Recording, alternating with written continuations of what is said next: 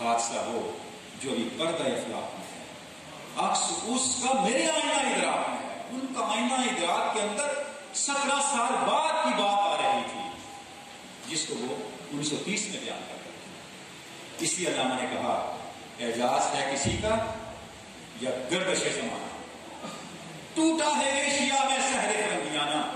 بھئی یہاں تو لوگ انگریزوں کو سجدے کرتے تھے، انگریزوں کی رضامندی کے لیے سب کچھ قربان کر دیتے تھے، اب وہ جادو ٹوٹ گیا انگریز کا۔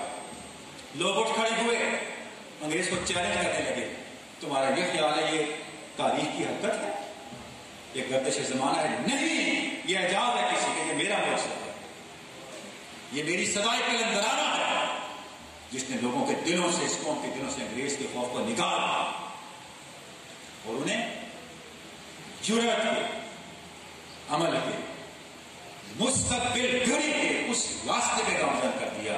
اب ان کے راستے میں کوئی رکاوٹ نہیں آ سکتی۔ یہ کیا تھا؟ چارپائی پہ بیٹھا ہوا ایک شخص، بنیاد دھوتی پہنے سامنے ہو کر رکھا ہوا ہے اور تقدیر کے فیصلے سنا رہا ہے، تاریخ کی صورت گری کر رہا ہے۔ یہ کیا تھا؟ علامہ کا کوئی بڑا خاندان نہیں، کوئی بڑی سیاسی پارٹی نہیں، کوئی بڑا روحانی خانوادہ نہیں، کوئی شاگردوں کا لمبا سلسلہ نہیں، بلکہ خطبہ رباط کا آواز علامہ نے یہاں سے کیا، I follow no leader, I lead no one. میں یہاں آپ کے سامنے بات کر رہا ہوں، مجھے نہ کسی لیڈر کا پیروکار سمجھا جائے، نہ کسی پارٹی کا لیڈر سمجھا جائے، تو میں کیا کر رہا ہوں؟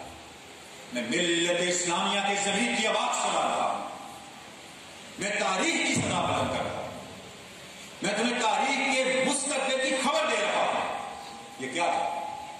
یہ وہ علامہ کا یقین، علامہ کا کردار تھا، اس کو ان کے ساتھ کنیکٹ تھی۔ تو عزیز طلبہ و طالبات، ہم نے ایک کام کرنا ہے، اپنے ان بڑوں کو سمجھنا۔ وہ بڑے کیسے ہیں؟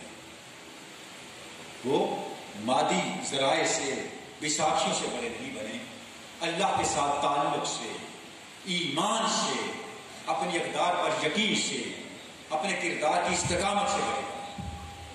جب ہم اس بات کو سمجھ جائیں گے تو پھر ہم نہ قرآن سے کٹیں گے، نہ حضور رسالت امام سے کٹیں گے، نہ اپنے ماضی سے کٹیں گے۔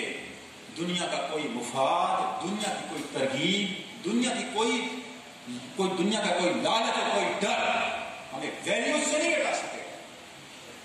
بیٹا بہت سی باتیں کرنے کی ہیں، افسوس بے شمار سخنہائے گفتنی تنگی دامان وقت سے نہ گفتہ رہ گئے۔ اللہ نے زندگی دی تو انشاءاللہ آپ سے یہ باتیں ہوتی رہیں گی۔ اللہ رب العزت آپ میں سے ہر بچے کو، ہر طلبہ کو، ہر طالبہ کو، طالب علم کو اس امت کا، اس ملت کے مقدر کا ستارہ بنائے۔ جتنی بیٹا آپ کو سہولتیں، آپ کو بڑے میسر ہیں، ہمیں اتنی سہولتیں بڑے میسر نہیں تھے۔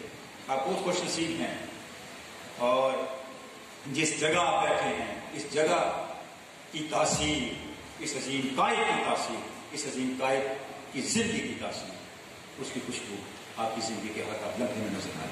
واخر دعوانا